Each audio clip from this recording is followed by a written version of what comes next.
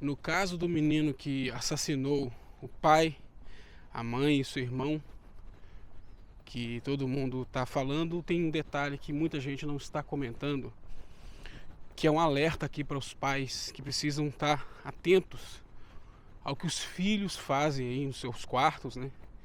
E mais importante, ao comportamento que seu filho pode manifestar, que pode ser perigoso não só para os pais, mas como para ele também.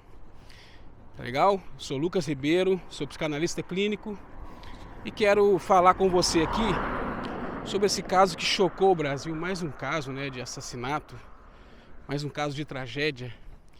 E você está no quadro Caminhando aqui com o Psicanalista. Se você não quer gastar o seu dinheiro com remédios, com medicação e com terapia, vem caminhar aqui com o Psicanalista, que eu te ajudo a evitar esses gastos aí, ter uma vida mais leve, melhores relacionamentos e, claro, ter uma vida melhor aí para você e para sua família, tá legal? Bom, o Brasil ficou chocado com esse caso. E uma coisa que você precisa saber sobre a criação de filhos, muitos dilemas desse acabam chegando no consultório e infelizmente outros nem chegam, né, como esse caso aí, que poderia ser tratado, as pessoas poderiam ser ajudadas, né? Primeira coisa que a gente precisa entender sobre esse caso é que o quadro clínico desse menino, possivelmente ele tem um quadro, pelo que foi analisado, é claro que precisa ser investigado, ter mais provas, né, mais detalhes, mas provavelmente ele é um psicopata. Existe o psicopata e o sociopata. O sociopata, ele é um nível mais raso, mais sutil de um quadro, um transtorno, né, de insensibilidade emocional, não é? Porém, com um pouco de arrependimento, com algum grau de empatia, não é? E também, no caso do sociopata, que não parece ser o caso dele, o sociopata, ele tem uma característica que ele é aprendida, ou seja, diferente do psicopata, uma pessoa sociopata que também seria capaz de fazer uma coisa dessas, né?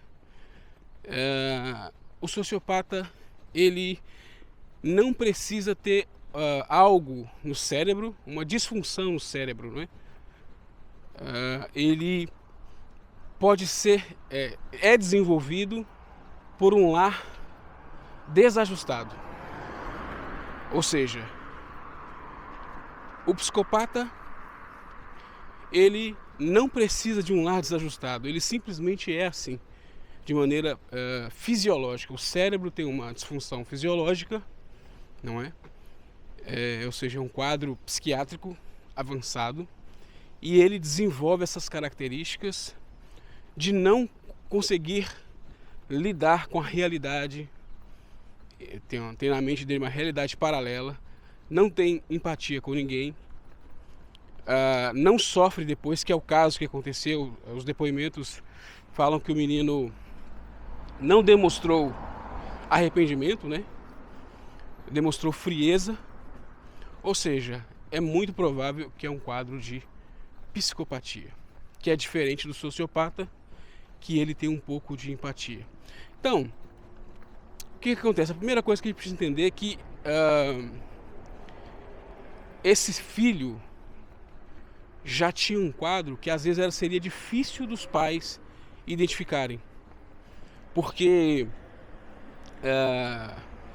aliás, só se os pais tivessem uma capacidade, uma sensibilidade muito grande, porque vários fatores afetam aí a sensibilidade dos pais, não é?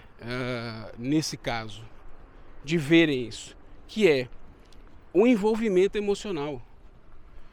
E aqui vem o primeiro alerta aqui para esse caso, e para você, pai e mãe, que tem um filho e uma filha, né? Estar conectado ao seu filho é fundamental. conhecer o coração do seu filho, conhecer o jeito, ter um olhar mais racional, menos emocional. Isso é fundamental para você conhecer aí o coração, né? Estar conectado ao seu filho. Isso é muito importante, porque os pais acabam ignorando, né? Os sinais, era até claro do menino, os desenhos, os jogos, algumas coisas que às vezes são sutis, e se manifestam ali no comportamento. Então precisa estar atento a isso. São detalhes que muitas das vezes são sutis. Agora, uma outra coisa sobre esse caso que me chamou a atenção é os tipos de jogos. Muita gente acaba que, às vezes o pai pergunta assim: será que os jogos que os meus filhos estão jogando é perigoso? Quando que eu devo evitar? Olha só que interessante. Para a criança que está com esse problema, que tem essa tendência, nem adianta muito os jogos. Na verdade é assim: se ela tiver dentro de si essa tendência, ela por ela mesma vai procurar jogos assim. Primeira coisa. Segunda coisa, crianças que não têm essas tendências podem também procurar esse jogo, mas não porque querem praticar isso na vida real. Porque muitas podem buscar nos jogos expressar aí sua raiva, né? É uma forma de expressão da raiva, um jogo de tiro, por exemplo, mas não necessariamente porque ela queira fazer aquilo na vida real. Então, é mais um conjunto de fatores que nos ajuda a identificar um psicopata, um sociopata, do que o jogo em si influenciar. O problema não está no jogo, está em quem joga o jogo. Esse que é o detalhe que os pais precisam estar atentos. Ou seja, se o comportamento do filho é um comportamento que os elementos todos não demonstram isso, então não necessariamente vai ser o jogo. Tem que ficar atento sim a jogos que podem influenciar, ainda mais dependendo da idade da criança e do jogo, né? Pode influenciar sim, mas não necessariamente vai ser o jogo que vai fazer com que a criança seja uma criança assim. É mais assim, o que leva a criança a procurar o jogo do que o jogo em si, né? Isso é muito importante, os pais estarem atentos aí, que podem acabar, como eu falei no início do vídeo aqui, são dicas que evitam gastos financeiros e que também, claro, podem evitar aí uma tragédia como essa. Então, esses dois detalhes aí, precisa ficar atento sobre isso. E uma última coisa é o que levou, né, esse adolescente a cometer esse crime junto com essa garota que eles namoravam, né? Suposto namoro aí. Vocês viram que o grande gatilho foi a recusa dos pais em deixar o filho ir lá, né, para a cidade da menina lá. Um grande gatilho nesse caso aí foi a adolescência, que até Freud fala sobre isso, a pulsão sexual. Na adolescência, todo aquele ímpeto da criança se manifesta.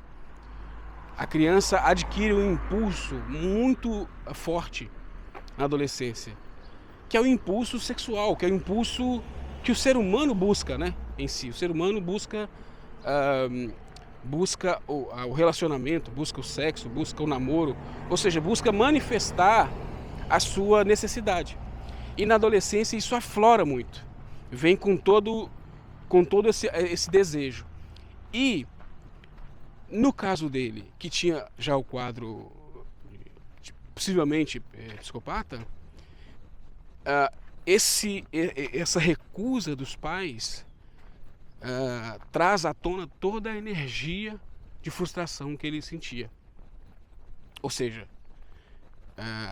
e tem uma outra questão também, que quando a gente analisa os detalhes, basicamente quem dá impulso para ele fazer é a própria menina, né?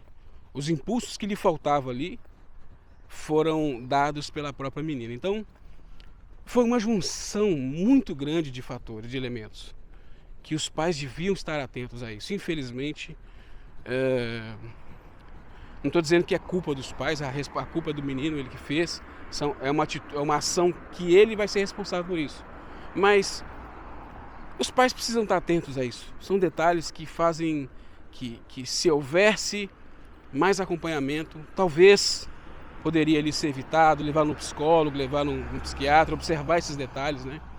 Então, para vocês pais, fiquem atentos aos seus filhos, não só a jogos, não é só ao que eles fazem, mas ao conjunto da obra, o quanto de conexão. Como eu disse, nesse caso, se o menino é um menino psicopata, os pais, não necessariamente foi culpa dos pais. O sociopata, sim, o sociopata ele é formado por um lar transtornado,